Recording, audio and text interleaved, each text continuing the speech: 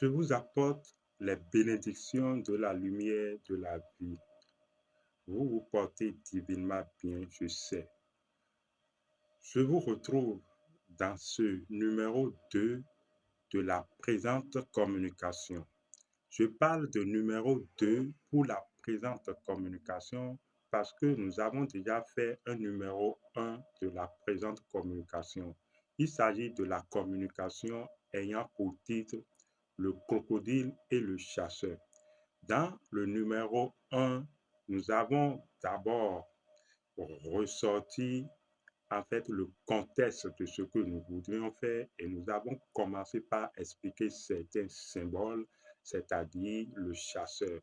Parce que partout où vous irez, vous ne rencontrerez dans la nature que des signes qu'il faut comprendre, que des symboles qu'il faut comprendre.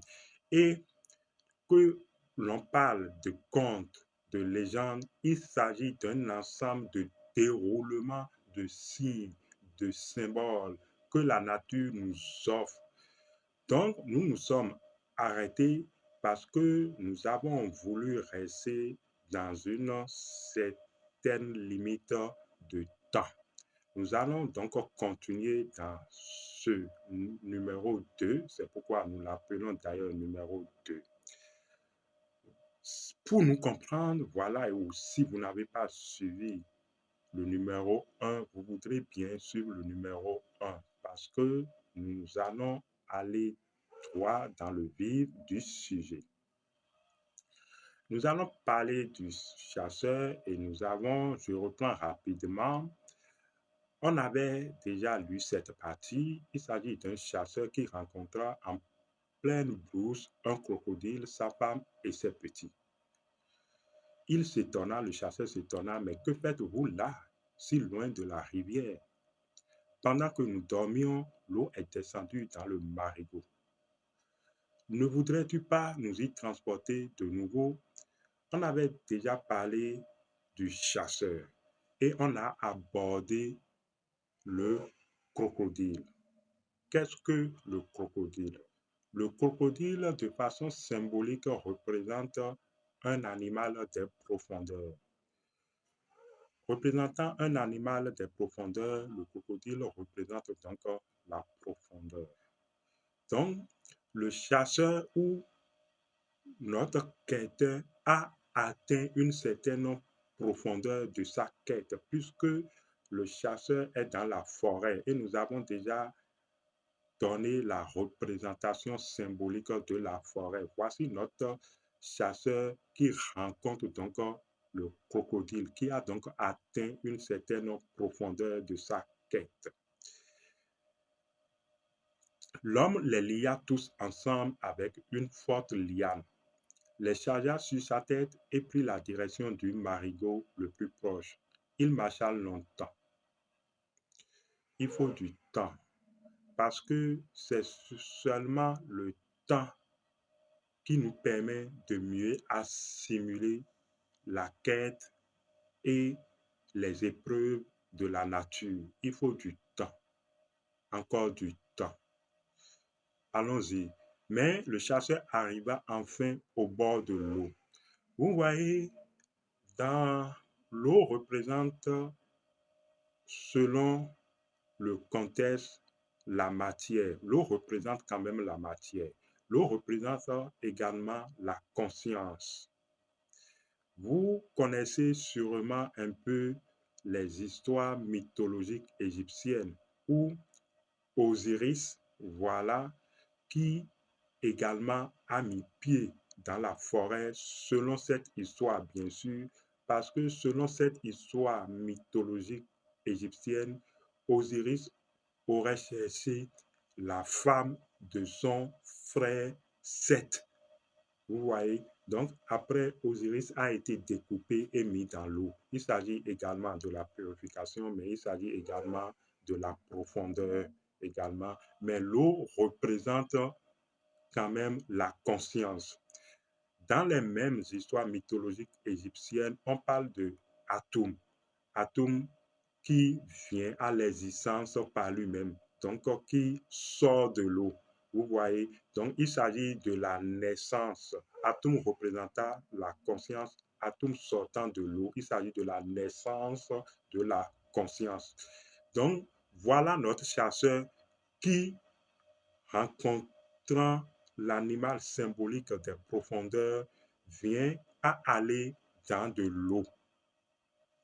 Il attacha, lia le crocodile et sa famille et les amena dans l'eau. Donc, il fait une descente dans la conscience, dans les profondeurs de la conscience. C'est ce que notre quête nous amène à faire une descente dans les profondeurs de la conscience. Je vais expliquer la chose autrement.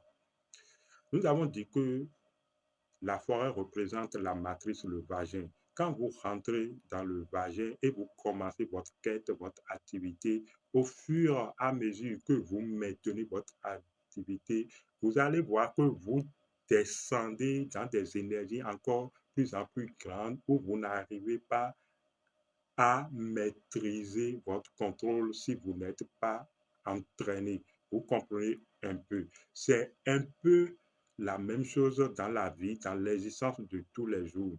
Vous vous dites que vous avez déjà compris cette leçon, mais la nature vous amène une autre épreuve, une autre situation relationnelle une autre situation relationnelle, voilà, de la vie où vous voyez que, mais vous vous dites que vous avez déjà tout vu dans la vie, mais voilà encore cette petite situation qui vous déstabilise. C'est en cela que la sagesse africaine dit vrai. On finit de grandir, mais on ne finit pas d'apprendre. Nous sommes tous des apprentis à l'école de la vie, dans le creuset naturel, dans la matrice de la vie. Vous avez compris, n'est-ce pas? Voilà notre quêteur qui descend dans les profondeurs de la conscience. Nous continuons donc. Il se disposait à les déposer lorsque le crocodile et ses petits le conjuraient de s'avancer un peu dans le lit du fleuve.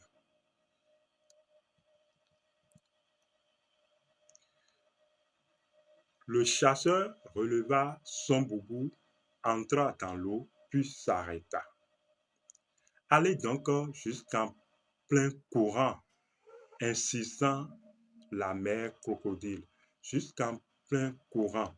En fait, le courant, quand dans les épreuves de la vie, sont un peu comme des courants vibratoires. C'est un peu comme des vagues de l'eau ou de la mer qui viennent et vont, qui viennent et vont. Les vagues ne cessent d'arriver, mais les vagues ne se ressemblent pas toutes. Vous voyez? Donc, chaque situation de la vie peut être une récurrence ou pour nous apprendre ou pour nous indiquer toujours ce que nous n'avons pas maîtrisé de la situation précédente. C'est ainsi que les épreuves viennent. Les épreuves viendront toujours. Ce qu'il faut faire, c'est trouver son équilibre et vous allez comprendre. Je vous assure, observez les problèmes. Mais en fait, vous ne finirez jamais de résoudre les problèmes. Et comme le dit la tradition, et surtout dans le vaudou, on dit que personne n'a réglé ou n'a fini de régler les problèmes avant de mourir. Donc, le propre, ce n'est pas de régler les problèmes, mais c'est de tirer les leçons et continuer.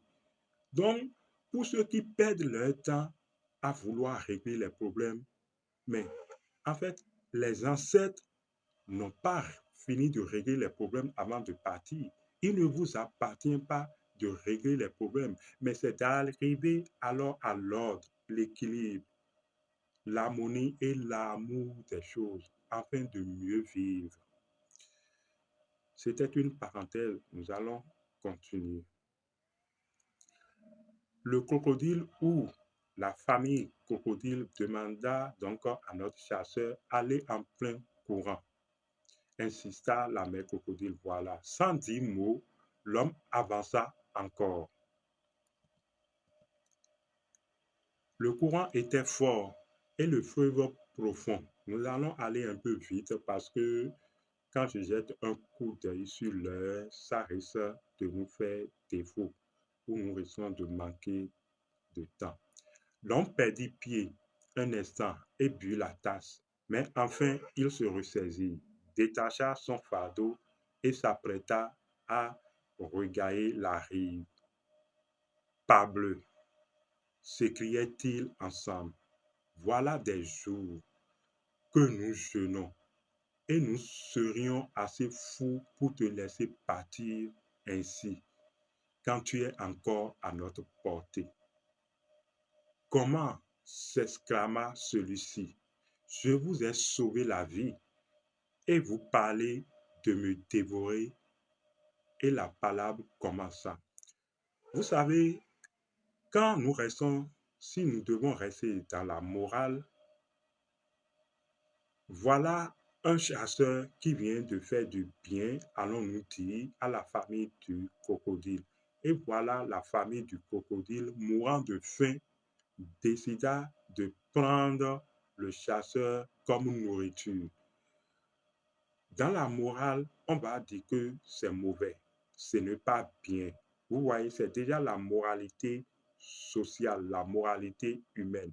Mais tout au début, dans le numéro un de notre communication, si vous n'avez pas toujours suivi le numéro un, allez donc suivre, nous avons énoncé, nous avons expliqué que nous allons rester dans l'éthique des choses afin de comprendre la connaissance que véhiculent les symboles de ce conte. Vous voyez? Donc, en fait, quand il y a un conte, le conte se déroule à plusieurs niveaux afin que chacun, selon son niveau de compréhension, puisse tirer quelque chose du conte. C'est pour cela, des fois, nous faisons des explications métaphysiques et vous nous dites, ou vous vous dites sûrement, mais Abish, est-ce que ce que tu dis est vrai? Est-ce qu'on ne pourrait pas comprendre de cette façon au lieu de cette façon?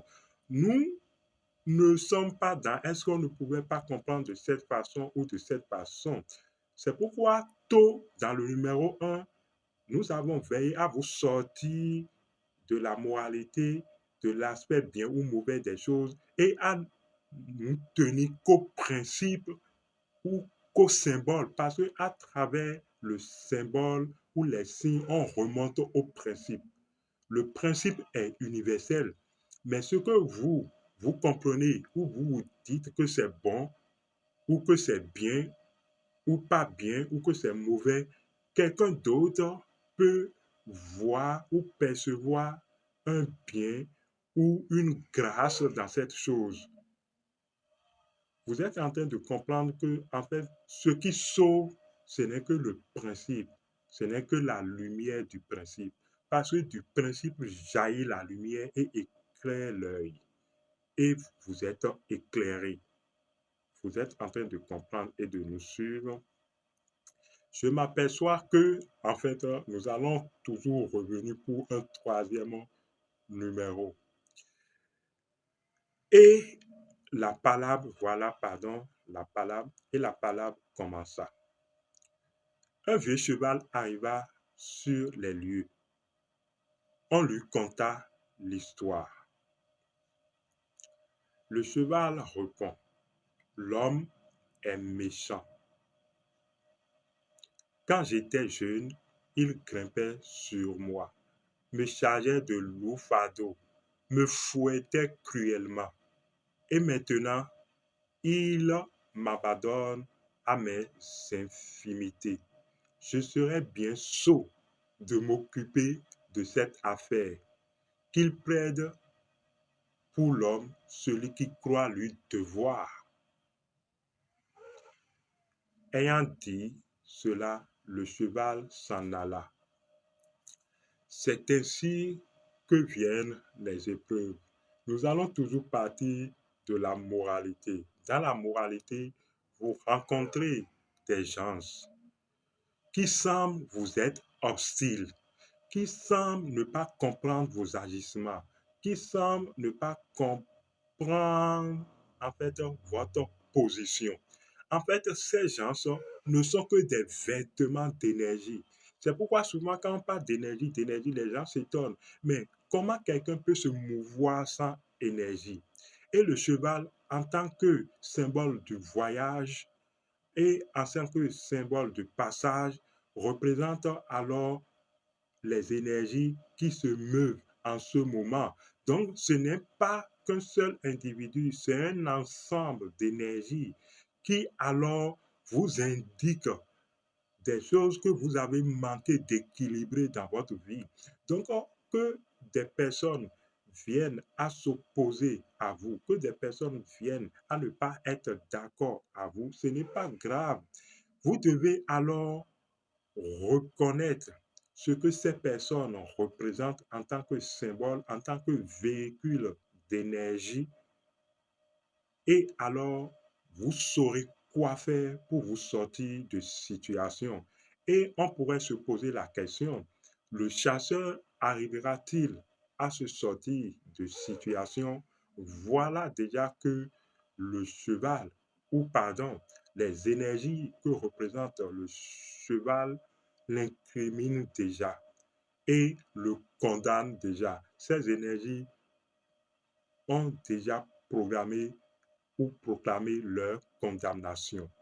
Qu'en sera-t-il du quêteur? Va-t-il pouvoir continuer sa quête ou se fera-t-il dévorer?